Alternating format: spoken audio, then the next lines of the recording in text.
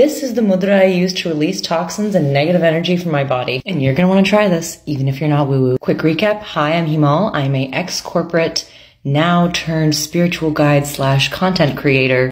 I used to be completely anti-spiritualism, but in the process of using meditation to heal my body, I accidentally became a little spiritual. I've become quite proficient in meditation techniques, so here is the one, as I said, that helps release negative energies and toxins from both your physical body and your energetic body. First, you're going to drink some water, make sure you're properly hydrated. Then get comfortably seated. Try to have your spine as straight as possible, whether you're sitting or laying down. Either way, have your feet a few inches apart. Next, we're going to hold this gesture with our hands. This is called Ge Sapna Mudra. You're going to interlock all your fingers except the index. You're going to point those straight, left thumb over the right thumb, then place this gesture with the index fingers pointing towards your feet in their lap. Close your eyes, take a few deep breaths in, and try to visualize on your exhales that breath exiting through that gesture in your hands and out your feet.